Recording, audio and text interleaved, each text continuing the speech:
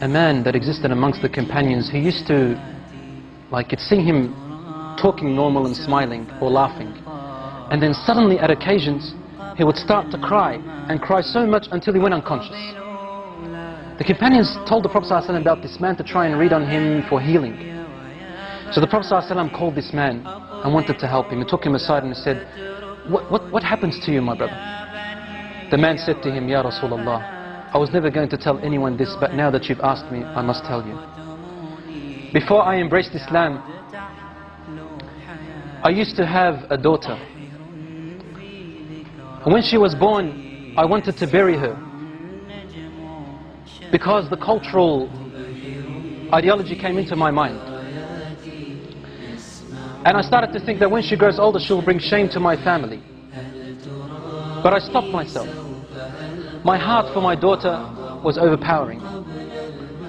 Years and years went by as I watched her grow. And then one day, when she reached close to a blossoming age, she was about to become a lady. He said, I began to have nightmares and desperation and distress. The pain of my culturalism came into me, thinking of the shame that my daughter is going to bring with me if she walked off with another fellow, and brought shame to all my ancestors. Day by day, I wanted to do something, but then my heart, my love stopped me. Until one day, he said, I could not handle it anymore, Ya Rasulullah. I said to her mother, dress her up with neat clothes, and comb her hair nicely, and decorate her face, and tell her your father today is taking you out to a party, celebration, so that she can play with the other friends of hers. The mother knew that the father was up to a plot and a plan. So she dressed her daughter up. She combed her hair while she was crying. The mother was crying. And she powdered her face and made her nice while the mother was crying. The daughter's asking, what's wrong, mother? And the mother would say, nothing, daughter. She's not allowed, otherwise the husband will beat her, or probably even kill her. The daughter said, Daddy's taking me out for a celebration. I love my dad. After decorating her, the father came along in the evening, and he took his daughter.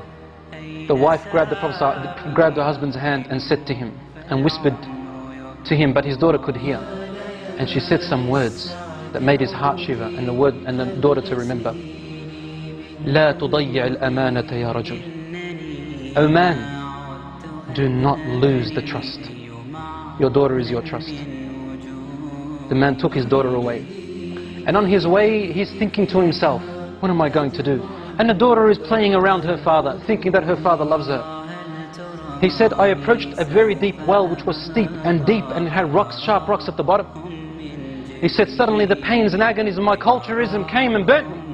And I began to think, should I throw her? Should I not throw her? So I would come close, then my heart would not let me. Suddenly the culturalism would come in. He said, I wrestled and wrestled. Suddenly, when I came close to the well, I grabbed my daughter and I threw her into the well. And my daughter held with her open, horrific eyes, looking at me and saying to me, Daddy, لا تضيع الأمانة. Oh, Dad, don't lose the trust.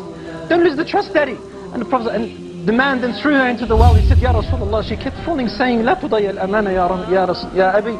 لا تضيع الأمانة, until her tiny voice went away. I couldn't hear her anymore and she died, Ya Rasulullah. The Prophet ﷺ looked up at him and his beard was soaked with tears.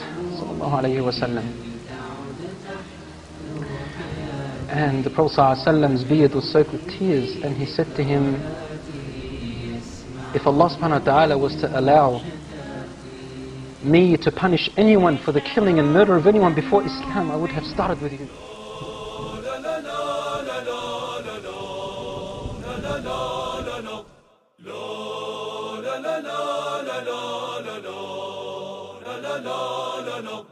La